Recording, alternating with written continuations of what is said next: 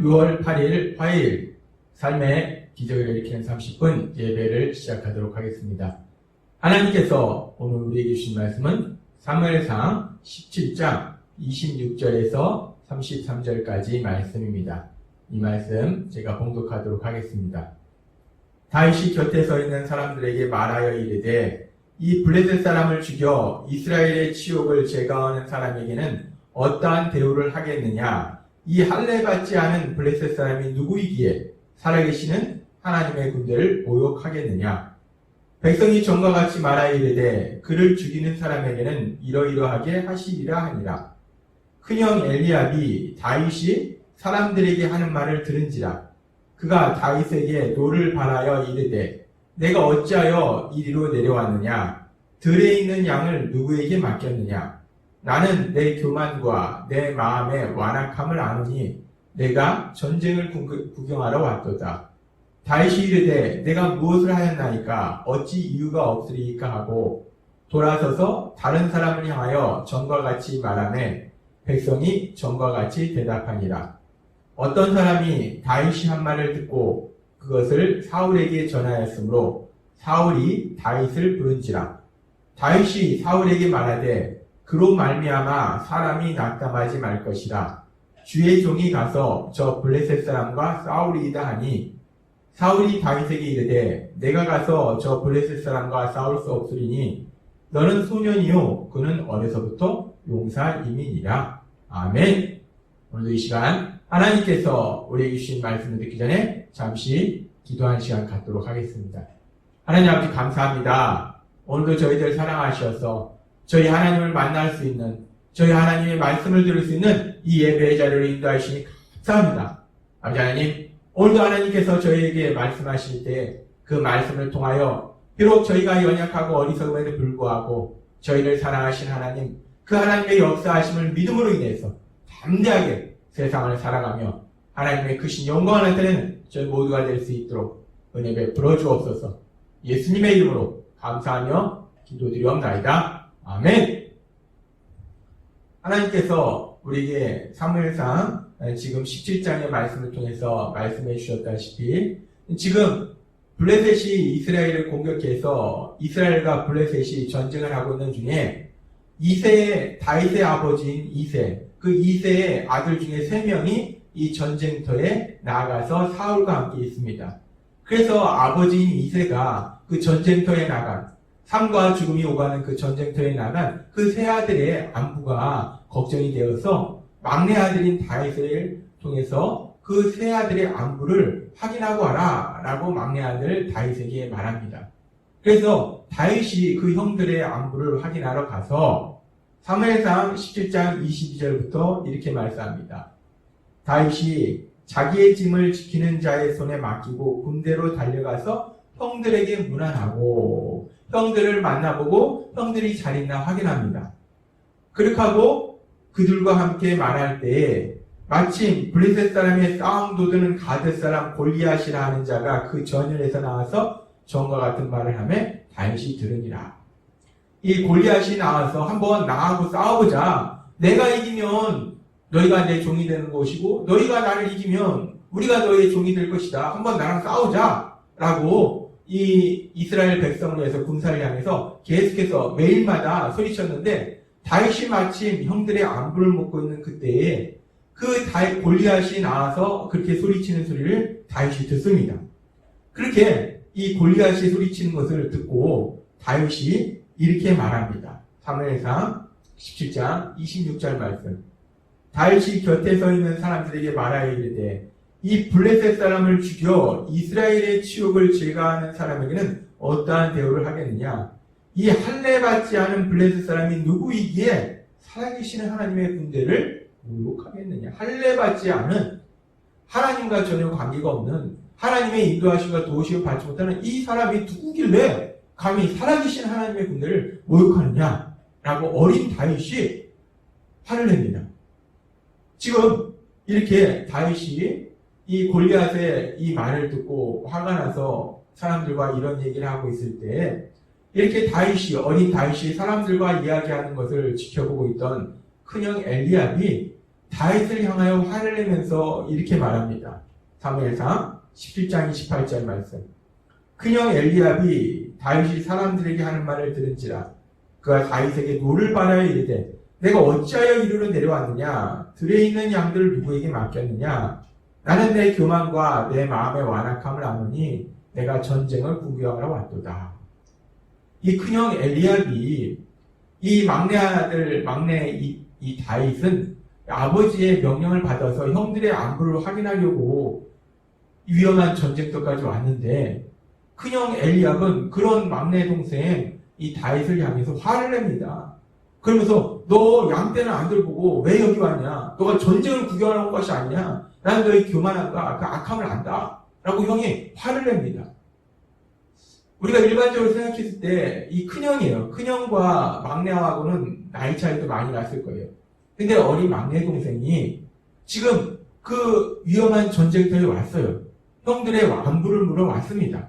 그래서 와서 형들하고 일단 대화를 했어요. 안부를 물어왔어요. 그랬으면 큰형된 입장에서 막내 동생을 사랑한다면 야, 이 위험한 데까지 왜 왔어? 빨리 돌아가. 빨리 아버지께로 돌아가. 여기 위험해. 라고 따뜻하게 말하는 것이 일반적인 모습일 텐데 이 큰형 엘리압은 그렇지가 않습니다. 이 막내 동생인 다윗을 향해서 화를 내면서 네가 전쟁 구경하러 오지 않았냐? 라고 화를 내고 있습니다. 우리가 이 모습을 보면은 이 큰형 엘리압이 막내 동생 다윗을 별로 사랑하지는 않는 것이 아닌가라는 생각을 해볼 수 있어요. 그러면서 이렇게 대화하고 있을 때 다윗이 담대하게 말한 것을 들은 한 사람이 이스라엘 왕 사울에게 가서 이러이러한 소년이 와서 이런 말을 합니다 라고 얘기하니까 이 사울이 궁금한 거예요. 우리 모두가 두려워하는 그 골리앗에 대해서 아니 어떻게 그렇게 담대한 말을 하냐? 누구냐? 도대체 데려와 봐라 라고 얘기합니다. 그래서 이 어린 소년 다윗이 결국은 이스라엘 왕 사울에게 갑니다. 그렇게 이스라엘 왕 사울을 만난 다윗이 이 사울에게 이렇게 얘기합니다. 사무엘상 17장 32절 말씀.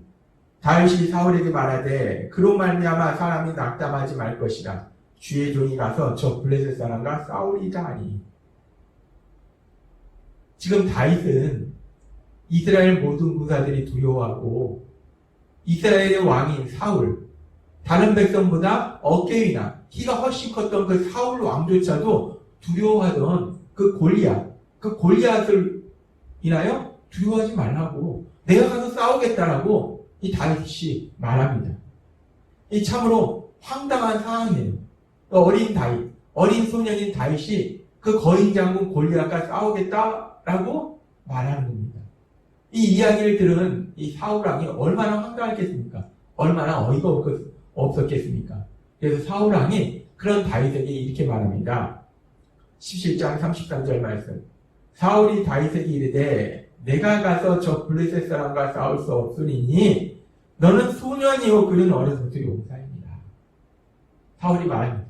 너는 저 골리앗과 싸울 수 없어. 너는 아직 어린 소년이고 성경학자들은 이 당시 다윗이 한 15, 16 아주 어린 소년이었을 것이다 라고 말합니다.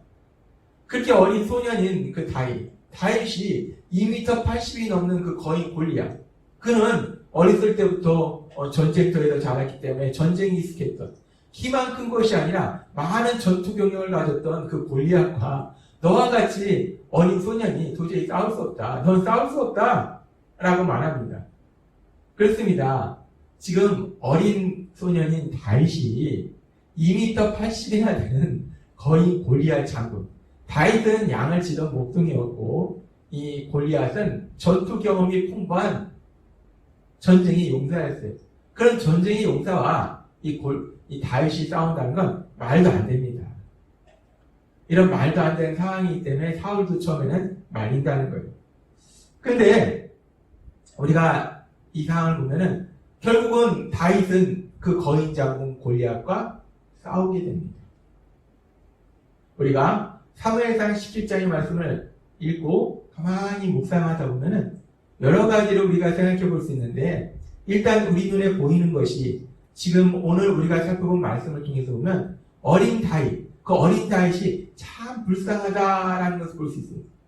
이 어린 다윗이 지금 뭣도 모르고 그 거인 장군 골리앗과 싸우겠다라고 말하는데, 근데 이것은 싸움이 아닙니다. 우리가 상식선으로 생각해 봤을 때 이것은 싸움이 아니라 그 어린 다윗이 골리앗과 싸우면 그 골리앗과 싸움이 되겠습니까? 그냥 그 거인 장군 골리앗에 의해서 처참하게 죽임을 당하는 거예요.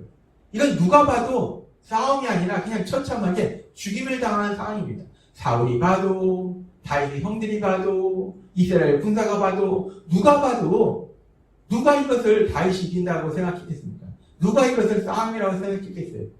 싸움이 아닙니다. 그냥 처참하게 죽임을 당하는 상황이에요. 그런데 다윗이 골리앗과 싸우면 처참하게 죽임을 당하는 상황인데, 근데 어느 누구 하나 그런 다윗을 불쌍히 여기는 사람이 없다는 거예요. 이 상황을 말리는 사람이 없다는 겁니다. 얼마나 불쌍합니까? 지금 여기에는 더군다나 다윗의 친형 3명이 있어요. 친형 3명이나 있는데 그 형들 중에 그 누구도 이 상황을 말리지 않습니다. 다윗이 이렇게 거인 골리앗과 싸우려고 했을 때 누가 봐도 나가면 다윗이 처참하게 죽임을 당하는데, 막내 동생이 죽임을 당하는데 그 형들이 말렸다는 성경에 어떤 말씀도 없습니다. 형들이 이 어린 동생, 막내 동생 다윗을 사랑했다면 사울 왕에게 간청했을 거예요. 왕이시여, 제 동생이 아직 어립니다. 철이 없습니다. 상황 판단을 못합니다. 그래서 지금 엉뚱한 소리를 하는 겁니다. 왕이시여, 제 동생이 한 말을, 이 어리석고 미련한 말을 용서해 주시고 제 동생 아버지에게 갈 수 있도록 허락해 주옵소서. 아버지가 걱정합니다. 아버지가 이 막내 동생 걱정하니까 제 동생이 집으로 돌아갈 수 있도록 아버지, 왕이시여, 우리 제 동생 집으로 돌아갈 수 있도록 허락하여 주옵소서. 그렇게 사울왕한테 간청했을 거예요. 근데 성경에는 그런 장면이 없습니다. 형들이 있는데도 형들이 그 상황을 말리지 않아요. 만약에 이 자리에 다윗의 아버지나 다윗의 엄마가 있었다면 어떻겠습니까? 절대로 안 되겠죠. 절대로 못 싸우겠죠. 그 막내 아들 다윗이 골리앗과 싸우면 죽임당할 것이 뻔한데 그 누가 그 상황을 그대로 눈도 보고 있겠어요. 절대로 안 될 거라고 말렸을 겁니다. 근데 다윗을 사랑하는 사람이 없어요. 사울왕도 처음에는 말렸지만 결국은 다윗이 골리앗과 싸우도록 허락합니다. 자신도 두려워하는, 자신은 다윗보다 훨씬 큰데도 자신도 두려워하는 그 거인 장군 골리앗과 다윗이 싸우도록 허락한다는 거예요. 그리고 거기에는 많은 이스라엘 군사들이 있었어요. 그 많은 이스라엘 군사들 중에서 누가 다윗이 골리앗을 이길 거라고 생각했습니까? 누구나 다 다윗이 나가면 처참하게 죽는다는 것을 생각했을 거예요. 근데 누구 하나 말리지 않더라는 겁니다. 우리가 이 상황을 가만히 읽고 묵상하면 어린 소년 다윗이 참 불쌍해요. 그 어린 소년 다윗이 골리앗에게 처참하게 죽임당할 수밖에 없는 그 상황인데 그 누구도 그 어린 소년 다윗을 불쌍히 여기는 사람이 없다는 거예요. 그 누구도 어린 소년 다윗을 사랑하는 사람이 없다는 겁니다. 참 불쌍합니다. 참 슬픈 상황이에요. 근데 그렇게 다윗이 우리가 인간적인 눈으로 보면 참으로 불쌍하고 참으로 슬픈 상황인데 그래서 결국 다윗은 골리앗과 싸울 수밖에 없었어요. 근데 우리는 알고 있습니다. 그 골리앗과 다윗의 그 싸움에서 어린 다윗이 골리앗을 물리치는 그 놀라운 기적이 일어나는 것을 우리는 볼 수 있습니다. 그러면서 우리는 이 장면 속에서 아주 중요한 영적인 진리를 하나님께서 깨닫게 하시는데 우리가 볼 때 다윗이 너무나 불쌍해요. 주변에 다윗을 사랑하는 사람이 아무도 없어요. 불쌍히 여기는 사람이 아무도 없어요. 정말 다윗의 입장에서는 정말 좋지 않은 상황이에요. 근데 그런 다윗을 하나님이 사랑하신다는 거예요. 하나님이 함께 하신다는 겁니다. 하나님이 함께 하시고 하나님이 사랑하시니까 비록 상황은 그 어린 다윗이 처참하게 죽임을 당하는 그런 상황임에 불구하고 아무도 다윗을 불쌍히 여기지 않고 다윗을 도와주지 않는 그런 슬픈 상황인데 그 상황이 오히려 다윗이 골리앗과 싸우게 되고 그래서 다윗이 이스라엘의 역사에서 위대한 용사로 등장하게 되는 놀라운 역사가 일어나더라는 겁니다. 그렇습니다. 지금 상황은 결코 좋은 상황이 아니에요. 안 좋은 상황입니다. 슬픈 상황이에요. 악한 상황입니다. 그런데 이렇게 슬프고 좋지 않고 악한 상황임에도 불구하고 다윗과 함께 하시는 하나님, 그 하나님이 역사하시니까 이 모든 것을 통해서 가장 놀라운, 가장 좋은 역사를, 선을 이루시더라는 겁니다. 그러면서 하나님께서는 예수님 믿는 우리들에게 로마서 8장 28절에서 이렇게 말씀합니다. 우리가 알거니와 하나님을 사랑하는 자, 곧 그의 뜻대로 부르심을 입은 자들에게는 모든 것이 합력하여 선을 이루느니라.